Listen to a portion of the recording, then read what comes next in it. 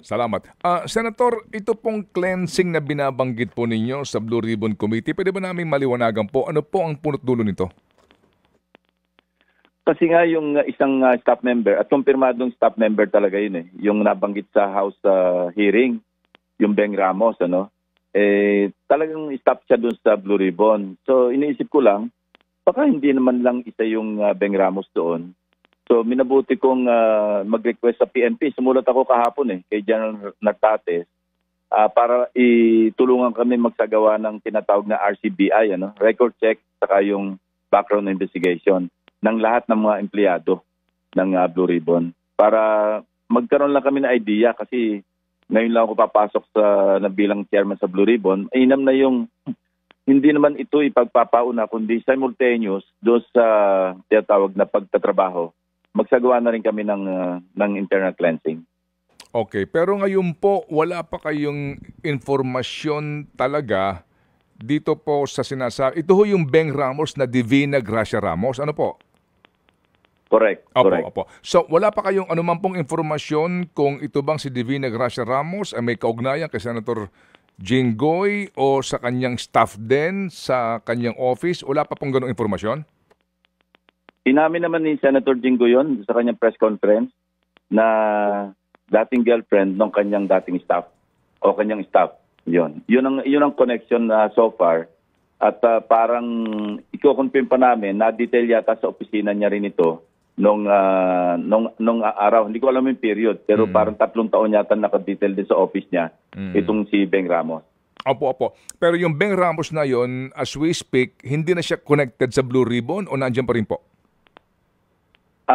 Tinransfer. Hiniling ko doon kay Attorney Kimbo at saka sa Secretary General na i-transfer na muna. Kasi ang pinaka-holding group ng Senado, yung motor pool section. So nandun na siya ngayon, wala na siya sa Blue Ribbon. Pero Ted, kasi ganito, napag-alaman ko rin na nag-undergo pala ng chemotherapy ito. So medyo maselan. Kaya hanggat maaari, yun lang, Ted, nag-express lang ng konting concern on the humanitarian side. Opo, we would like to exercise compassion in this case. We understand that, Senator. Correct. Okay, Yeah. sige. So anyway, Senator, itong cleansing ng Blue Ribbon, more or less hanggang kailan po ito? Kasi I'm sure alam po ninyo itong urgency po ng dapat yung imbestigahan. Yes, may schedule na hearing originally on Tuesday, next Tuesday. Pinamove ko lang ng Thursday kasi ino-organize namin yung mga records kasi wala mga markings Alam mo, di ba dapat pagka marami ka na naipon ng mga ebidensya, testimonial man o documentary, markahan dapat. Napansin namin, wala mga markings. Magulo yun. Pag nagsagawa kami ng committee report, mahirap yung maghahagilap ka pa ng mga dokumento. So ino-organize namin yung mga records sa ngayon. Kaya humingi ako ng 2 araw na parang extension at saka mabuti yung Thursday, hanggang gabi kami doon, abutin, okay lang. Hindi tulad pagka Tuesday, may session, mapuputol yun bago mag-alas 3 Oh, okay. Opo. Sige po, kasi nga yung pong binabanggit nyo, na everything po na maisusumite, lalagyan po ng markings bilang bahagi po ng either ebidensya o naman pong materyales. Ito pong affidavit ng mga diskaya. Ito, namarkahan ho ba ito at ito ho ba, ito ba inyo na ho nabasa ng kabuuan, Senator? Hindi, kasi sa ngayon nga, ang ulat sa akin ng mga staff, walang mga marking. So, they're now in the process of doing those things, yung marking ng mga documentary evidence. Can you comment now dito po sa laman nitong Diskaya couple affidavit? Hindi ko nabasa. Ang alam ko lang kung ano yung lumabas doon sa kanilang, sa mga video clips na kung saan may mga pinangalanan mga congressmen. So, hindi ako makapag-comment hanggang... At saka patatawag ko ulit sila Dahil tatanungin ko kung... kasi nagbago yun, parang nag-retract sila sa House Dahil sa Senado, binanggit nila si Speaker Romualdez at saka si Saldico. Pero sa House naman, parang may retraction Nagbabacktrack Sinabi nila na hindi direkta, nababanggit lang. So, in effect, sinasabi lang hearsay. So, liliwanagin na natin lahat yon. At kompleto ba yung tell-all ba yon o half-tell? Opo, opo. Senator, muli po, no, naunawaan po namin ang inyong sitwasyon bilang bagong chairman, yung pag-aayos po ninyo, etc. Pero sa ngayon po kasi nga, gaya po ng tanong ko kanina po sa inyong counterpart dito po sa House, no, yung impresyon ng marami, kasi sa nangyari, doon po sa dating committee hearing po ng Blue Ribbon, ang inginuso ng mga diskaya, congressman, pati si speaker tsaka si Saldico. Sa kabilang banda naman, ang inginuso doon sa House ay mga senador. So ang impresyon po ng marami, parang nagkakanya-kanya dito ng agenda. Bata-bata, oo. Opo, ng agenda. Parang bata-bata eh. Go ahead. Kayo po bilang bagong chairman, paano po ninyo ma-address ito pong damdamin ng iba na para bagang may mga agenda? Yun nga, kaya mas mainam siguro makapag-usap kami ng counterpart para mayayos namin. Kasi alam mo yung impressional, parang kanya-kanyang bata-bata na itong isa, binabata ng House, itong rightly or wrongly, Ted, ano? At saka hindi magandang pangitay na parang nagtatagisan o nag-aaway na yung House at saka yung Senate. Mas mainam siguro mag-usap kami ni Congressman Teddy Ridon para ma-sort out namin ito, para maayos ang takbo ng aming sari-sariling pag-iimbestiga. Dito po ngayon kay Bryce, no, Hernandez, ang sabi po niya kanina, they actually prefer na hawakan na ng Senado ito kumpara sa jail na baka daw may mangyayari. Anong take ho kaya niyo doon? I-clear ko ito kay Senate President Soto kasi ang aking nauna rekomendasyon at kinausap ko na rin itong minority leader, si Senator Cayetano, pati si Senator Marcoleta, kasi nga medyo magulo na sa floor, nung nag-suspend kami. Sabi ko, okay ba sa inyo na, halimbawa, kasi nasa legal, alam mo Ted, niliwanag ko nga kami yung may legal custody. Yung physical custody, hindi naman importante yun Ang importante yung may legal custody, kami yung may matwid. Kung hihiramin man ng House, magpapaalam sila sa amin, hindi sa custodial center, o kung saan man yung may place ng detention, ano? At kung kami naman, anytime na pwede naming ipatawag at kailangan namin, kukunin lang namin yun pa-escort lang namin sa aming OSAA. So walang masyadong, parang much ado over nothing. I'm sorry, no, to say this. Yung pinagtalunan namin pagkahaba-haba sa floor, parang hindi naman talaga yun ang major issue. Kasi nasa amin ang legal custody So walang problema. Ngayon, ang nauna ko rekomendasyon, as I was saying earlier, sa Thursday, ito i-clear ko kay Tito Sen, kasi siya naman yung nag-decide, silang dalawa na yung majority leader, na i-transfer na lang sa Pasay City Jail dahil nga mas malapit sa Senado. Okay. Ang aking rekomendasyon na una, pagkatapos ng hearing, pag nandun si Bryce Hernandez, hindi ko na papaalis yan sa Senate, doon na siya ididitine. At kung mauna naman yung House, halimbawa kailangan nila, may hearing sila ng Monday or Tuesday, ganun din, pa-escorta namin sa OSAA, pero pagbalik, diretso na sa Senate detention. Para, para lang merong control yung OSAA. Although, even sa Pasay City Jail o sa PNP Custodial, meron namang OSAA doon Kasi yung sinasabi ng minority, sina Senator Jinggoy, na baka raw ma-impluensyahan ng kung sino, para maiwasan na rin yung ganong pag-aagam-agam. Opo. Sa ngayon ho ba sa Pasay City Jail, may tao ang Senate doon to make sure na walang masamang mangyayari sa dito ho kay Hernandez? Meron. Maski sa custodial pati yung ng bisita, of course, yung lawyer, right niya yun Opo. Anytime pwede siya makipagpulong. Pero kung sino-sino pupunta doon, may listahan lang o kaya i-clear muna ng OSAA kung papayagan bang dumalaw. Opo. Pero mas makakatipid rin nata sa tao kung sa Senado na mismo itong si Hernandez, no? Agree ako dyan, Ted. Kaya nga, yun ang nauna kong proposition sana payag na rin sana sina Senator Alan na sa ganong kondisyon na pagkatapos ng hearing sa Thursday, hindi ko na paalisin sa Senado. Pero, of course, I had to clear that. Hindi pa kami nagkausap ni Senate President Soto tungkol dyan. Okay, sige po. May tanong na po si Chacha. Go, Cha, please. Yes po.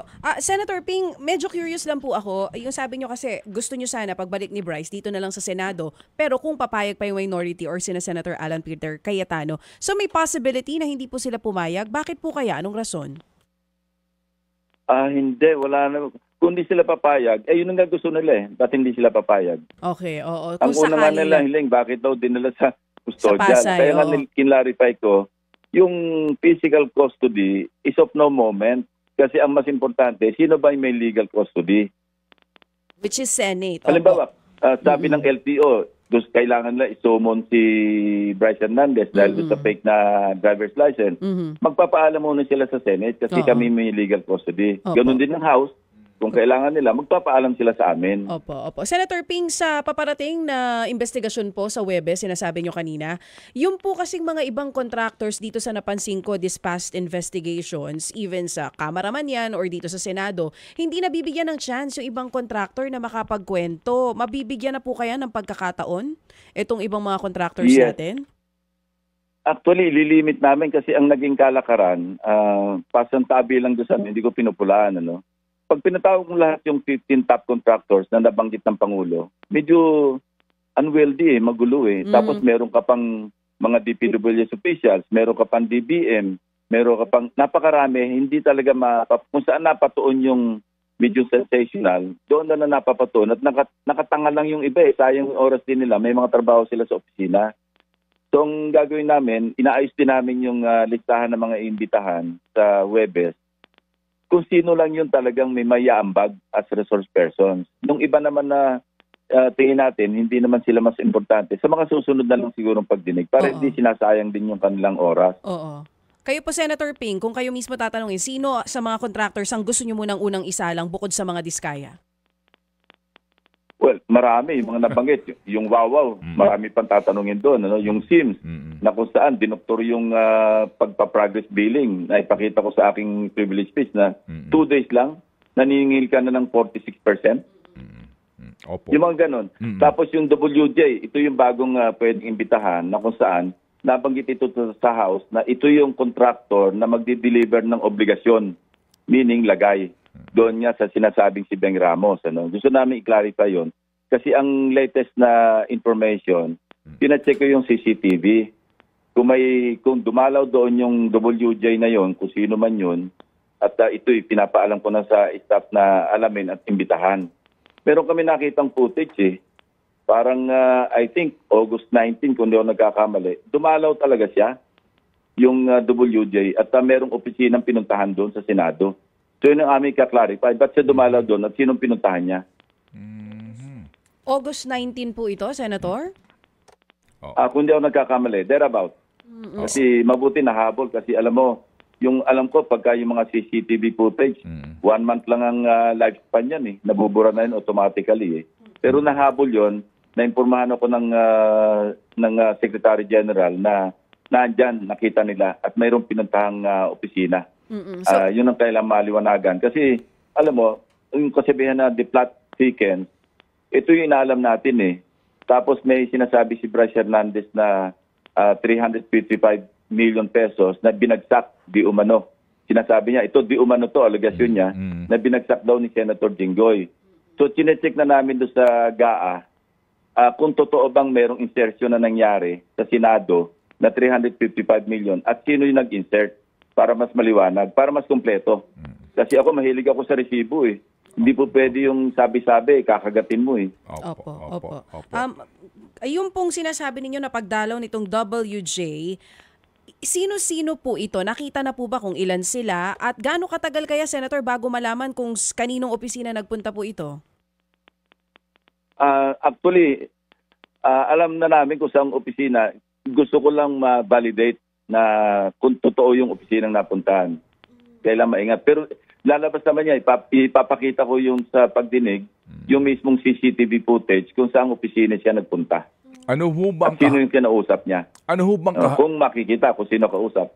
Ano ho bang kahalagahan nun, Senador, para maintindihan po ng taong bayan? Yung footage na yan at yung pangyayari. Go ahead, sir. Ang tawag ng abogado dyan, circumstantial evidence. Pag pinagdugtong-dugtong mo, yung kinunik mo yung dot, merong pahayag si Bryce Hernandez na ganito. Ibabangga mo yung sa record, official record ng General Appropriations Act ng 2025. So nalaman na namin doon sa 355 na yon, meron na award noong May 2025. So aalamin namin anong status nung in the works yon Pinabe-verify ko na yung 5 identified na proyekto na nanggaling doon sa 355 million na yon na di umano, sinasabi ni Bryce na binagsak sa engineering district nila, pinapaalam ko yung status ng proyekto. Kung baka mamaya pareho noong sa SIMS at saka sa IM na hindi naman ginawa, pero umandar yung papeles at naningil. Yun ang gusto ko malaman. Opo. Kasi yun ang pattern eh. Alam mo, pag may pattern ng ganun, modus operandi na yun eh. Kasi 6 yung case studies o kaso yung pinakita ko doon sa privilege speech na iba-iba pero halos pare-pareho. Tulad yung iisang larawan yung ginamit para makasingil na uli sa second at saka sa third billing. Yung mga ganun. Opo. Yun hubang 600 million daw po naman na ibinaksak din, ginamit din po, ginamit ang pangalan po ni Senator Villanueva dito. Are you also looking into that? Yes, lahat ng po pwedeng tingnan, dapat matingnan. Ano? Pasensya na rin sa mga kasama ko kasi kung magtatago tayo, meron tayong pagtatakpan, mawawala ng saysay lahat yung inquiry. Alam mo tayo, ang inquiry namin, in aid of legislation, so mabuti na rin, mabuti na nga, medyo nakipag-ugnayan na ako kahapon kay Mayor Magalong, pati kay Secretary Vince Dizon. Ang hinahabol namin dito, kasi hanggang walang formal complaint, at the very least, yung formal complaint na idadakit do sa ombudsman o kaya ipapile sa DOJ, kasi maraming kaso, yung in-enumerate yung kaso, saksakan ng dami yun eh. Hindi pwede mag-freeze ng account yung AMLAC, yung Anti-Money Laundering Council. Yun ang isang requirement nila, basic requirement. Never mind the information na ipapile ng DOJ o ng ombudsman para makapag-file sa korte, sa husgado. Ang kanilang lang requirement, complaint. So, ngayong araw, nag-usap kami ni Secretary Vince Dizon, binigyan ko na sila ng USB nung aking mga, kasi kumpleto yung sa amin eh. Opo. Puro dokumento yun, hundreds of pages of documents na kung saan maliwanag na dinaya yung gobyerno. So, right off, pwede na agad yung malversation through falsification of public documents. So, papasok na sila doon. At saka yung concealing or use of fictitious name, pagpasok sa casino, swak na rin yun. Tapos yung 6713, swak na rin yun kasi related, alam mo, code of conduct yun. Pumasok ka sa casino, government official ka. May violation pa ng yung PD 1869, yung bawal pumasok sa casino. Napakaraming kaso, Ted. Kasi yung LTO na nga eh. Meron ding batas dyan na kung saan gumamit yan ng alias paggamit ng lisensya. Meron ding sumasaklaw na penalty dyan. Opo. Yung nga po, klaro po, yung nailatag, kumbaga spoon feeding na ho yung paglalatag ng mga kaso eh. Pero ito lang po, para hindi... Nandun na kahapon kasi, nagkataon din, nandun yung acting ombudsman, si Ombudsman Dante Vargas. Binigyan ko na rin siya ng kopya ng USB. At ang sabi niya, sige, bukas na bukas din, idadakit ko na ito. Sabi ko, kung pwede po, Justice, sabi ko, kung halimbawang naidakit nyo na, kung pwedeng gumana kaagad kayo ng sulat o request sa AMLC para makapag-umandar na yung proseso. Kasi mahalaga yung mapresyong accounts eh. Alam mo sa Amerika, Ted, pag ganyan, nilulumpo yung sinasakdal kasi hindi magamit yung resources. Ang tawag namin dyan sa military operations o police operations, resource denial. Kasi kung gagamitin mo yung bilyong pisong kinita mo para i-defend yung sarili mo sa korte, medyo tagilid yung gobyerno. Kaya mas mainam na ito yung ma-weaponize yung gobyerno para lumpuhin mo na para hindi na makagamit ng, alam mo na, Opo.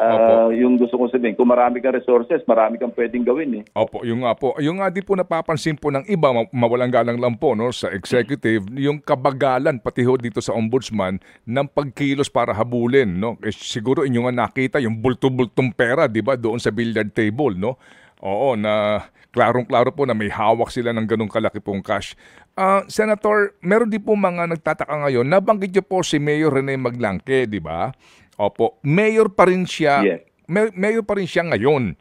Pero hanggang ngayon daw walang suspension o preventive suspension order either from the ILG, Office of the President o Ombudsman, considering po na siya ay local official.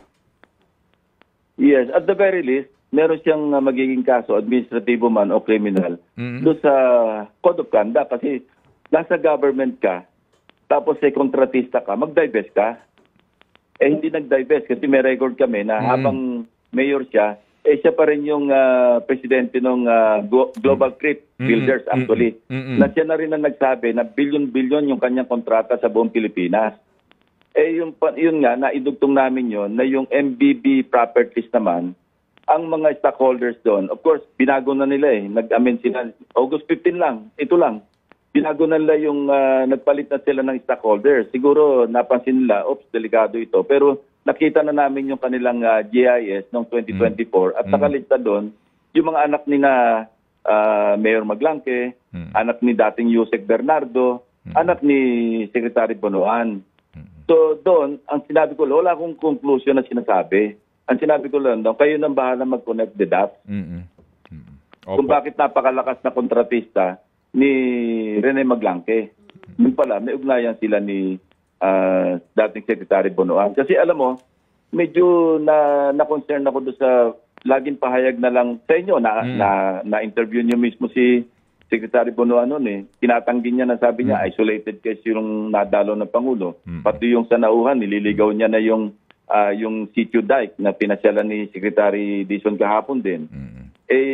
Sitio Dike nasa barangay Apitong, parang gusto niyang palabasin. Hiwalay na barangay yung dike, which is a sitio ng barangay Apitong. Yun nga, nandun nga yung ghost Opo. Sige po. So may iniiwas siya. So ang aking sinasabi doon, baka naman sinasabi niyang isolated case yung nadalaw ng Pangulong Bongbong Marcos para wag nang maungkat pa yung mga iba pang mga proyekto na kung saan may mga problema rin. Opo. At sigurado po ipapatawag niyo si former Secretary Bonoan sa inyong mga pagdinig, Senator. Under consideration yon kung ipapatawag sa ulit. Opo. Sige po. Senator, I know that you're so busy this morning. Ito lang po, yung pong sa counterpart nyo sa Kamara, meron pong nagmotion na doon ng full disclosure sa mga miyembro nila sa possible conflict of interest or relationship sa mga kontratista na iniimbestigahan. Kayo po ba sa Senado, ano ho ang balak ninyo? Kung meron man po, doon po sa usapin na baka may relasyon personal o ano man po doon sa mga contractors? Wala pa kami doon sa punto na yon. Kasi mas maraming sa Kongreso na congressman na contractor pa. Opo. Kaya dito sa amin, wala pa kami doon Pero lalabas din yon kasi mahaba pa namang usapin ito Inuuna lang natin yung mga prioridad para na kung saan makatulong kami doon sa Independent Commission. Kasi separate yung effort na yun Dapat nagko-complement yung dalawa Kaya nga ako agad-agad yung sa privilege speech ko pa lamang, binigay ko na agad kay Secretary Dizon kasi mabilis din siyang umaksyon. Ngayon nga, papunta na raw siya sa ombudsman Oo nga po, nakita ko na yung sa Independent Commission, si Mayor Magalong kasi parang virtually, member na siya nung Independent Commission, nag-usap na rin kami kagabi. At sabi ko, ipakuha niya na yung USB para may pagsimula na rin sila. Kasi maliwanag na ebidensya, sabi ko open and shut case na itong mga hawak namin. Kasi puro official documents Opo. Klaro nga po. O sige po, so Senator Ping, salamat sa inyo pong panahon at muli ho kaming tatawag para makapagpaliwanag